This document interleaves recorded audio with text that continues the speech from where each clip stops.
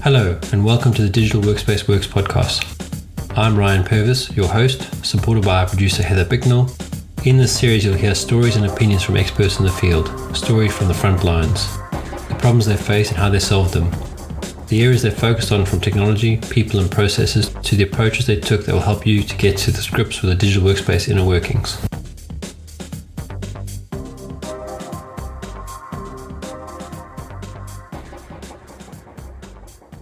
I had an interesting day yesterday. I was very keen to share it with you today. So I booked my car in for a service before the lockdown, and then that obviously had to get moved because all the facilities were closed. Mm-hmm. So they gave me an option to book it again when they reopened. So I booked it for last week Friday, not realizing that last week Friday was a holiday.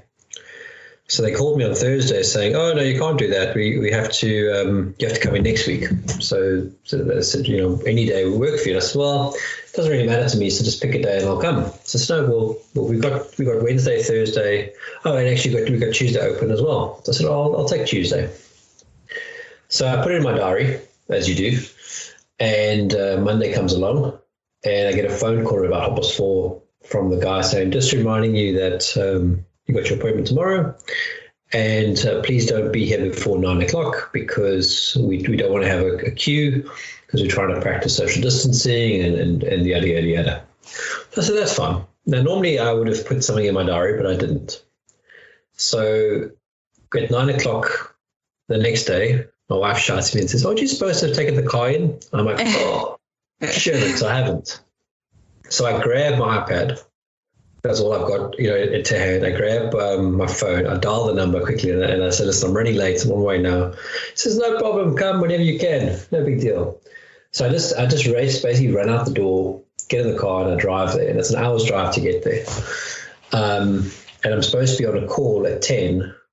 So literally, as I'm arriving at the facility, I'm starting this phone call, which is fine because I just basically give them the keys and I go and I found a place that they sort of have this area wiped down where you can sit work. And I proceed to work the whole day on my iPad, which was quite an interesting feeling because it's all I had. I didn't have a laptop with me, and I've just got the newish keyboard, the Magic Keyboard. Mm-hmm. Which is magic. It's really, really nice. But I was able to do almost everything that I needed to do on the iPad. The only thing that got a bit funky was I was trying to do something on a server using an RDP session. And it just, I don't know if it's the iPad, I don't know if it's the app, I don't know what it is, but the touch interface and the mouse don't work. So you almost have to drag the mouse cursor inside the screen to go click on buttons. But it's not exact. So you almost have to, in some cases, you're dragging to the left of the screen because the mouse is on the right, and you've got to kind of get it to the right position. And then you're tapping on the side because you can't tap on the button because it gets confused. It was very painful. And then I had to phone someone and say, "Listen, I'm struggling to do this. Can you just log in and do it?" But other than that, I pretty much was able to do Excel work, PowerPoint work, emails, phone calls, usual things, all on my iPad. And the battery lasted, I wouldn't say lasted the day. It lasted a good 6 hours, 7 hours with the keyboard, which is not too bad. I was quite impressed. Yeah. Do you have a Pro or is it just a normal? Yeah. iPad? Okay. I got the Pro. So when, this is another story on its own. So when the first iPad Pros came out with the pencil, I was very keen on getting one. But I just didn't like that pencil where you had to sort of pull the cap off and plug it into your Thunderbolt or whatever. It's like lightning port. I thought that was a bit silly. And I said, my sort of clumsiness, I'm going to snap that thing into, I'm going to break the lightning adapter in the power socket. I can do that kind of stuff very easily. So I put it off. And plus I didn't really have £1,200 or £1,500 at the time to splurge on a device. So what I said I'd do is I'd wait for the next one to come out, and if they fix that thing, then I'll do it. So when they came out with the 2019, is it? Yeah, the 11 inch and the 12.9. I went and had a look at them, and I tell you, I still sat there debating it because it was about once you bought the device and the Apple Care and I bought just the cover, not the keyboard. Looking at still £1,200 for the 11-inch. And then it's another, if you go for the 12.9, it's another 200 on top of that. And then also I don't buy the 3G or the mobile piece built into it. I always go with just the Wi-Fi version because I can hotspot off my phone. And I still ummed and ahed for a good month. And I tell you, the thing that sold it for me was I was standing with the Apple guy, and he tapped the pencil on the screen, and it went straight into notes. But like in 3 seconds, not even, probably less than that. And I was like, wow, that's exactly what I want. Because I had a Lenovo X1 Carbon, the tablet as well. And to try and get the whole point of trying to get away from pen and paper into digital was that it had to be as quick as picking up a pen and paper to write. You needed to be able to pick up the stylus and write on the screen. And that thing was terrible. I mean, you're looking at minutes, not even seconds. Oof. Yeah. So this was, the thing. I mean, I wouldn't say I take notes on my iPad all the time. I still have Post-its and cards and all that kind of stuff next to me when I want to write something down or draw something. But there's those days where I just want to draw something quickly into notes and I can just tap and go. And I'm like, yep, I really like you. You're a good tool. So yeah, that was my story. I was so impressed. I was able to do the whole day's work on my iPad alone. I was so impressed. Should contact Apple and they can make a commercial about it. They could, for those guys who forget their car appointments. Yeah. but it is literally just grabbing one device, running out the door. I mean, yes, there was Wi-Fi there, which helped. I mean, otherwise I would have been on my hotspot and that would have probably killed my phone because I had no chargers with me. That was the only mistake that I made. I actually, in what I was thinking about with this to discuss today was having that technology go bag. So having I've got a little green shoulder bag, which I've now put all the cables in, chargers, etc., which is now my go bag, because that easily I can throw in an iPad or a laptop into if I need to. I've got chargers for the iPads, the iPhones, and a power brick, and it's ready to go. So if I have this problem again, which you don't expect to have in the middle of a lockdown, the bag's packed. It's ready to go. Just needs the iPad. I mean, I've heard of some guys who have second iPads in the bag, but I don't think I need a second iPad. That's very prepared. Yeah, that makes me think of, I think it was the first Pro that came out, or, this whole debate about whether iPads can serve, replace the laptop or kind of serve as a primary device. It depends on your work style and what you need to do, but it sounds like it fulfilled, most of what you needed to do in that one day of work. Yeah. So I would almost say this is equivalent to a Chromebook experience or something to that effect.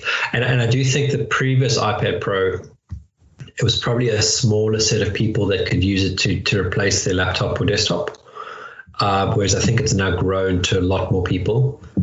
And you don't necessarily need an iPad Pro. I think you could probably get away with it with the iPad. And I think this is what they've been talking about for a while with this new iOS fork, where they've taken the iPads away from the phones in the operating system.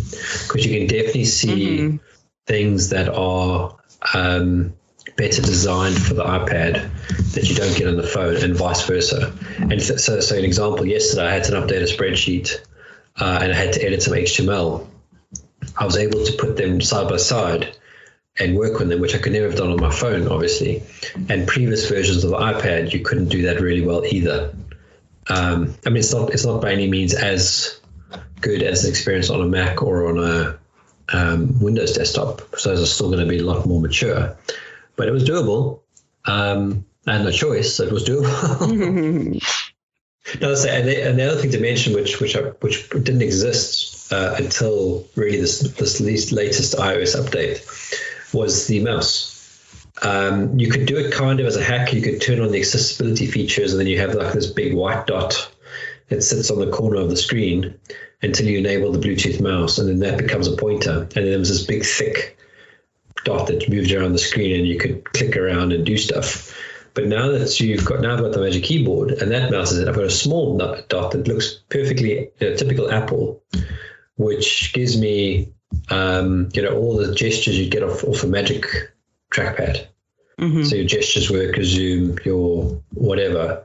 I haven't played with this too much. What I liked about the Bluetooth mouse in comparison is you had 4 buttons on mine. You can program those to do things like taking a screenshot or going back to the home screen, going to your settings, that sort of stuff, which makes it quite powerful compared to your Windows device, which is, I don't want to compare them, but those shortcuts are harder to get to sometimes. Sometimes it's keyboard shortcuts, and you're almost using search more in Windows than you can go directly to where you want to go. It's just a weird difference, but I can't really articulate it. So you were going to say something, I cut you off. No, it's fine. I was just going to say, I know from the consumer side that, I have members of my own family who don't have, any laptops or desktops anymore. They're all on iPad. Particularly my dad, he's a retired physician, so he got used to using the iPad in the hospital, and then he loves it. He got my grandma on one. She loves it. I think the touchscreen is really kind of easy for her to navigate, but most of the time it's fine until they, I'm their IT contact now. So if they can't manage to print off of the iPad or, because neither of them have pros, but there's little quirks here and there that if it becomes your primary device, even as a just normal consumer, there are things that you might expect people to do that just aren't there. Yeah, it's weird things. I mean, like I was trying to do edit this HTML yesterday, and I looked around app after app after app, which kind of, it's good and it's frustrating. It's good there are some apps, but they're limited. And your challenge is, because it's not a homogeneous environment, homogeneous. Like I wanted something that had OneDrive integration, so that I could just work on the files in OneDrive and then tell the dev it was ready, or leave it in Teams, let me just work in it there. And that didn't work. So I had to find an app that let me work on the files, and I had to copy them locally to the iPad, to the iPad storage. And then I had to copy them from the iPad storage back to OneDrive. So that got a bit frustrating. Mm-hmm. And that's, not everyone's going to have that problem. And to be fair, I wasn't going to spend hours trying to find the best HTML tool. But it was good enough to, in a pinch, which it was, get the job done. How was your car? Oh, that's all fine, all sorted. No, that wasn't the problem. That wasn't the problem at all. It was actually, I must be honest, one of the most productive days I've had in a while, where because I wasn't at home, there was no distractions, barring WhatsApps with the wife and that. So I actually got quite a lot done. And I was in a little corner of the dealership, which there was no one in, so it was quiet. So I could do phone calls, I could do, I could pace around.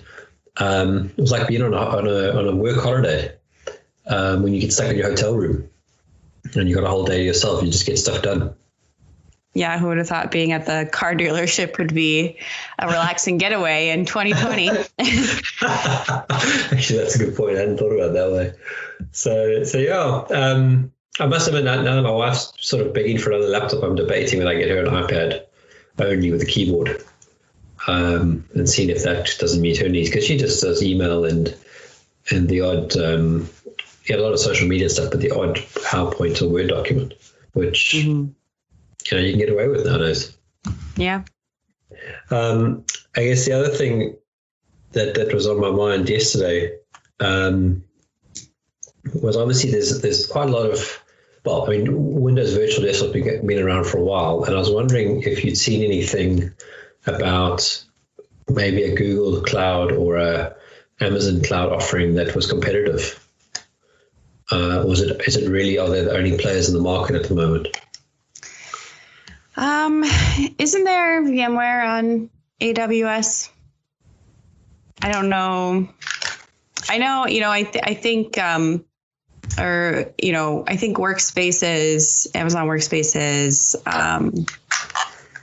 but I think that, uniqueness of the full Windows 10, desktop experience, I don't think that's, no one else can do that. So, from that perspective, I think they're just competing with the existing, DaaS providers.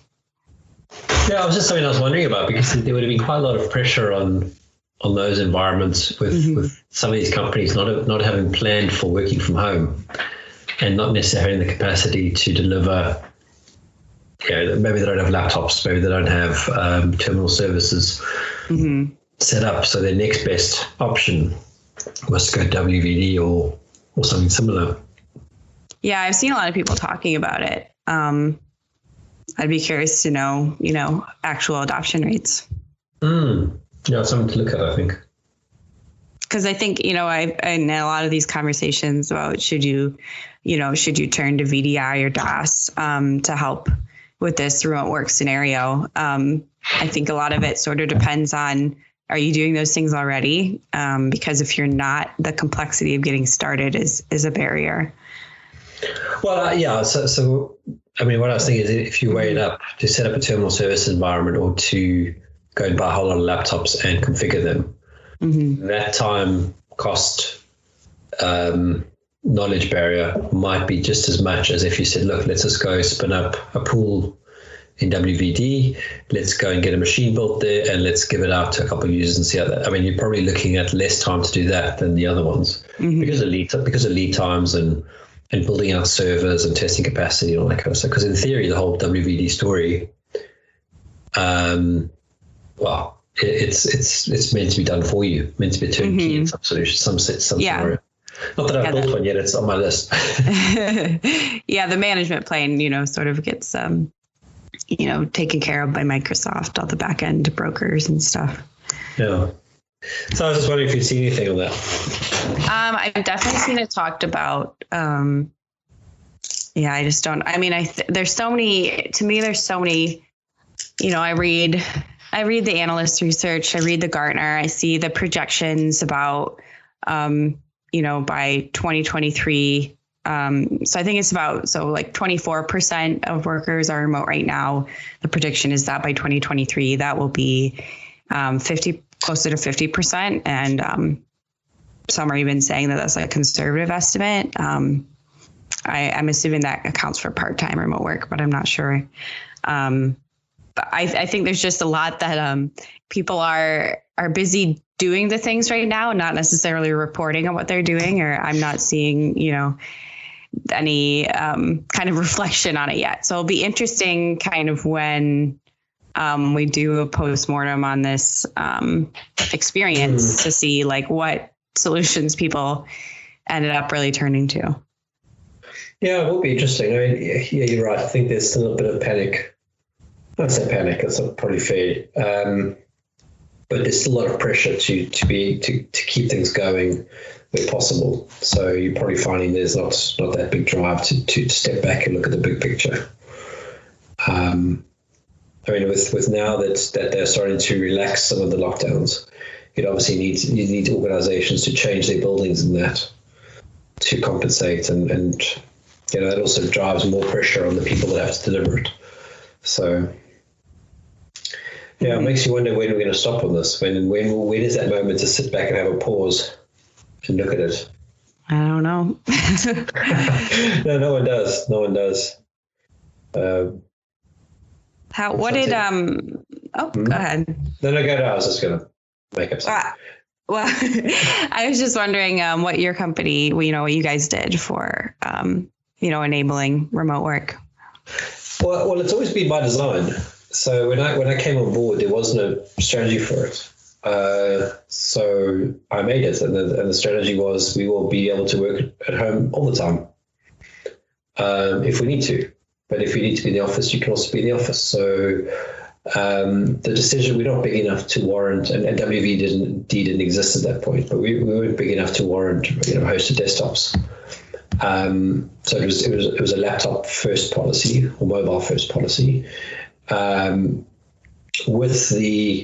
don't really hot desk per se, but we have enough space to hot desk. And there are workstations in the office with extra screens and keyboards and mice and USB hubs and all that sort of stuff. So that when someone comes in, they really just plug their laptop into the hub and they get their power and they get all that stuff set up. But then at home, they can do the same setup. Now, we didn't fund home working as part of that strategy because we didn't think it was necessary. but everything has been geared about, we don't have a physical office, even though we have one that we go to every day. So it was actually, when this stuff started, it was really easy because most of us were working from home that day anyway. We had done a team call in the morning to discuss what we were going to do about it. And then we had a sort of exco call in the afternoon. So I think we're going to pull the trigger then. And we just told everyone to stay at home from the next day, next working day, which was Monday. So this was all happening on a Friday. So it didn't change our lives at all. The hard part was actually more the cash flow problem. We had to make some tough decisions there to cut back on expenses to make sure that we didn't run out of money, being a small business. So that was a lot harder. That meant people had to, we had to pass on the hit to our suppliers. Some of our people had to go onto different contracts, but different forms of working with us. Some are more part-time now than they were in the beginning. And some people that was common to us had to go back to their original companies. So it's hurt us in that sense. Yeah.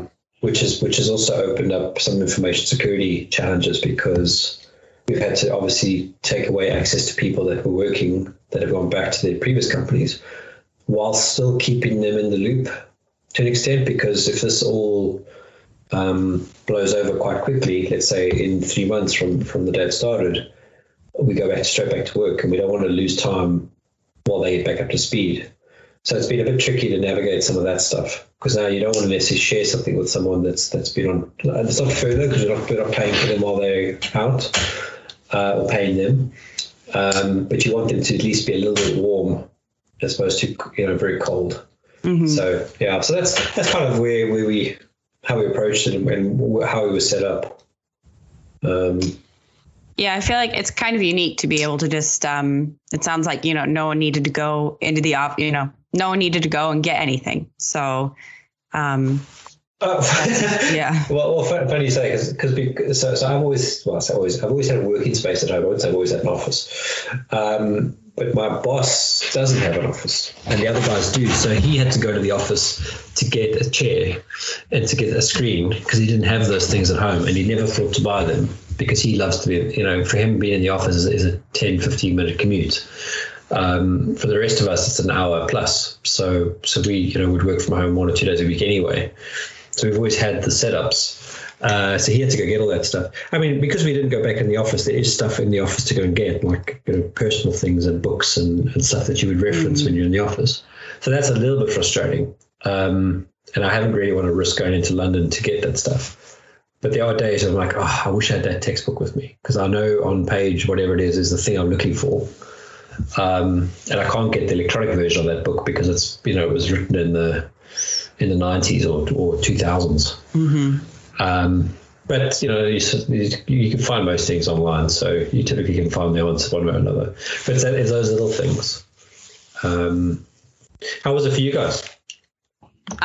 Surprisingly okay. I mean, we don't have a robust remote working culture. There's certainly people who will do it, a few days a week. But, I'm on a laptop, so I, and most of my colleagues just went into the office and grabbed a monitor, and I grabbed all of my office plants because I didn't want to have to keep coming in and, watering those, and just took it home. We do have people, most of our dev team, all of our dev team are on desktops. A lot of our team, our sales team, I think, is using Citrix VDI. They kind of have a mix because, of course, we want them in our demo environment. So we do have people using a mixture of things. But the engineers are just, remoting into their systems, and that's worked pretty well, except for the odd occasion that someone's turns off, in which case, I think we do still have IT, occasionally making visits to the offices just to turn on any machines if that's necessary, or service anything. But yeah, surprisingly okay. Yeah, it always makes me laugh when people have desktops. Not that I'm against desktops by any means, but if you want to ever work from them remotely, most times you need them urgently. They're off. Not by design or whatever, just some stupid reason. And I'm still surprised if you look at the average desktop design, they don't come with the UPS built in yet or bolt on. You'd always have to buy UPS separately, which just gives you that 10 minutes of one can give you a warning, text message or something to say, I'm going offline now because I've lost power.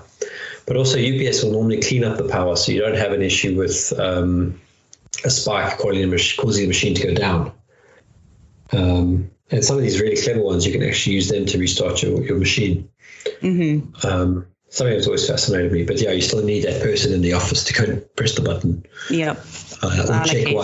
Or check what it says on the screen or why it won't work. Yeah, and I think in my office there's maybe around 50 people, so it's kind of doable in that sense. It wouldn't work for a much larger company. I would just think that would be much more challenging. Well, I suppose you would still have the same. I mean, even a larger building, you'd have to have security staff there. Yeah. You'd probably have some support staff working in shifts to go through the building and flush toilets and restart machines if needed, or that kind of stuff. Or you might have to just, if you need a machine, you might have to wait till someone goes there, which could be a day or two or whatever. Yeah. Oh, it's a strange. I haven't experienced any of that recently, so I don't know how they're handling that. Yeah, I've been meaning to sit down with or have a call with our support team to try to understand our own story a little bit better, because I know they are, doing things behind the scenes, but IT often goes as the unsung heroes of a lot of these things. Well, you talk about that earlier. One of the things that I have noticed that has had to happen is the end users have had to learn a lot more. So even though we have the ability to remote into a laptop and help them out with something, a lot of the stuff we're actually just saying, look, this is what you do. Here's the article, run this fix, do that thing. Because we don't have the automation that we would have normally had if I was in a big bank or whatever. Because, some of those basic things like cleaning up disk space or restarting or doing the updates, making sure they restart their machines every week and whatever, that's basic things that they haven't done without being prompted to or knowing how to. So now we've been doing a lot of that sort of educational stuff. And just using Teams, that's been fascinating. Teams is actually quite a complicated platform to use if you're not used to it. Putting files in there just to work on, starting calls, having channels. It's all those things that are normally separate products, but now they've been thrown together into one product. And they've got some terrible naming, like you've got Teams and you've got Teams inside of Teams. Yeah. Which is really unnecessarily complicated. They could call that groups or something. I don't know if you guys have had that problem or you're already sort of au fait with the products and the technologies. Yeah, I guess in terms of Teams, we've been using it for a while as an organization. So I think the biggest challenge for me has been we've been onboarding people during this time. Yeah. So which has been, I don't have, I'm on a small marketing team. I don't have a ton of experience helping people onboard. So there's that aspect. And then there's also doing it fully remotely. So a lot of video conferencing, a lot of screen sharing. I think the technology makes it possible to kind of do what you need to do, but it's like I worry about the human elements and just, not being able to take the new person out for, lunch their first day or, see them in the office and like see a look of frustration or, whatever it is, like get that like human sense of kind of how things are going for them because it's all behind a screen now.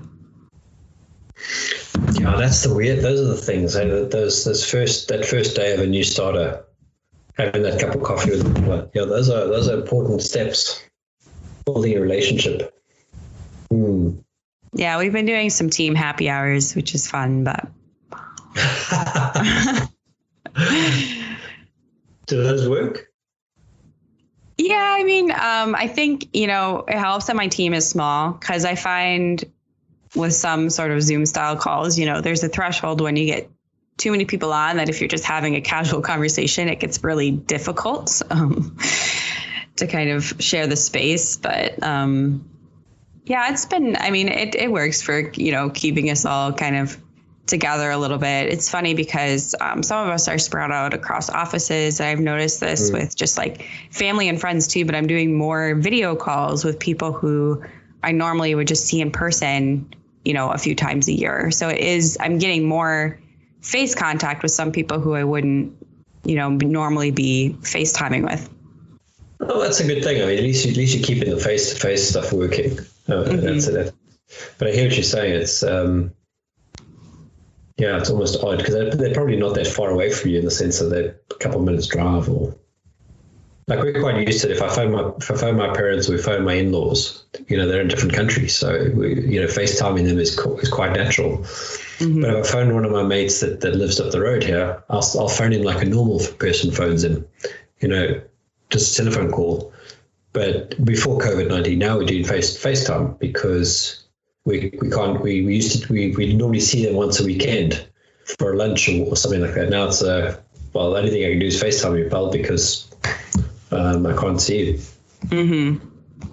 It's quite weird. I think we're all going to be aliens when we go back to the office with each other. Yeah, I know it's going to be odd seeing people the first time and still distancing, so still a little bit just fear of people, is just such an unusual, just an odd.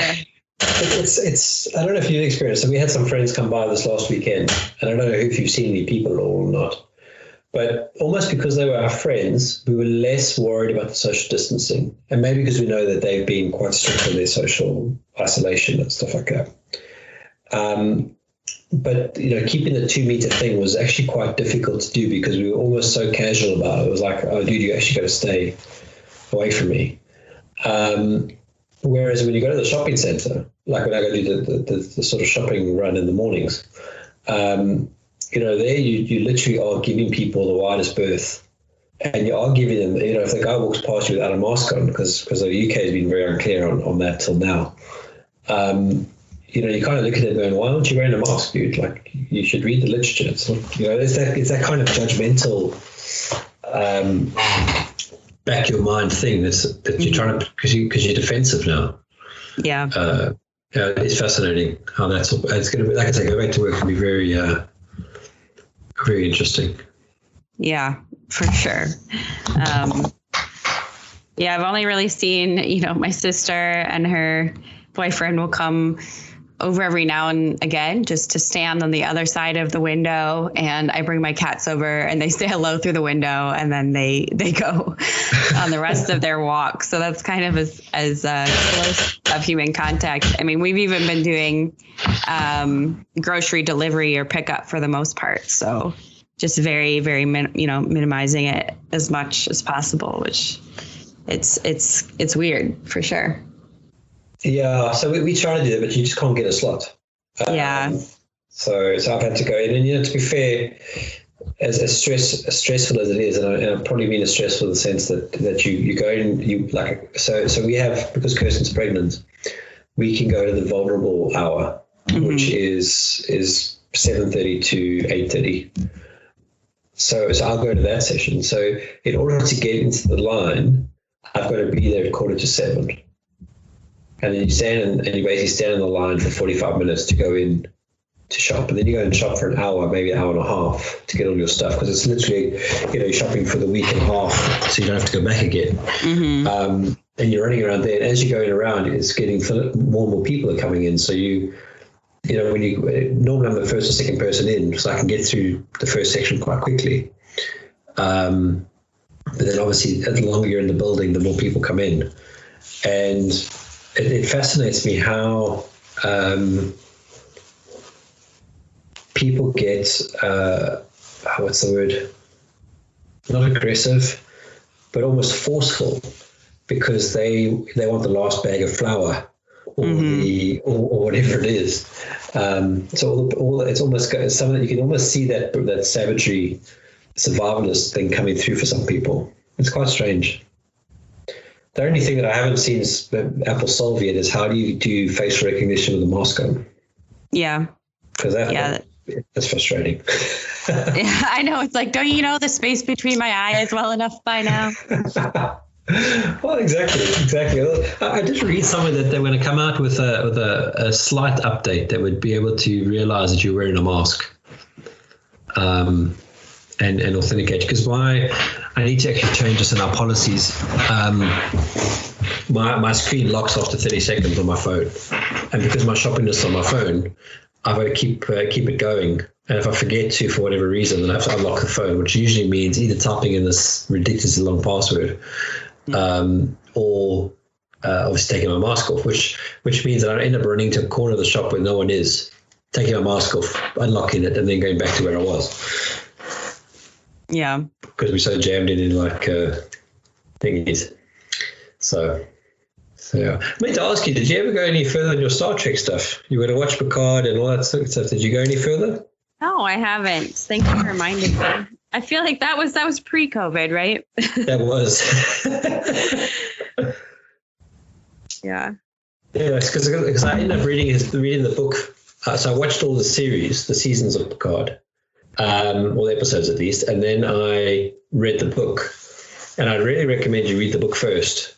Oh, really? And then watch the series, because it kind of without and this is even if you don't know who Picard is and his whole backstory, it does help you to understand a bit more of where the series starts. Because I felt like the first bits of the season, I was still trying to figure out all this backstory, which the book tells you very nicely. It's actually a good book.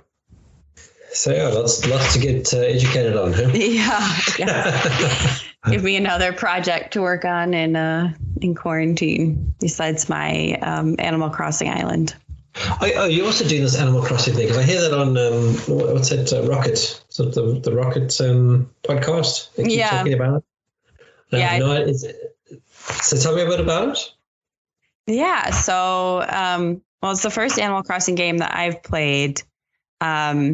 So it's kind of like a cutesier version of like The Sims, I guess, in that, you are, it's just a game where there's nothing really required of you. Like you can just do whatever you want. And if you do certain things, to make money, you can expand your house and you can buy different things to put around your island. But you really don't have to. You can do whatever you want. So I think for a lot of people, it's been sort of a relaxing getaway to just like vibe out on their island. And so, yeah, I mean, you can chop wood from trees. You can fish and catch bugs. You can collect fruit from your fruit trees, and then you can sell those things, or you can craft them into tables, chairs, a bunch of random craftable items. And you basically just make your island look nice or not. And talk to your animal villagers who are all like reasonably nice to you. So it's just kind of, a place you go just to chill out, I guess. And is it an iOS game? Is it a web game? I mean, where do people play it? Yeah, it's Nintendo Switch. I think one of them was one of the past Animal Crossings was mobile. Okay, that makes more sense. Because it's a totally different world for me than Nintendo Switch and being a gamer. I mean, my Xbox 360 is the last unit that I had. That's a gift from my brothers. Okay, that makes sense why I hadn't seen it anywhere else. Yeah, I mean, I highly recommend it. I love, the Switch has been a great console for me. Between Breath of the Wild was a great game. That's the latest Zelda.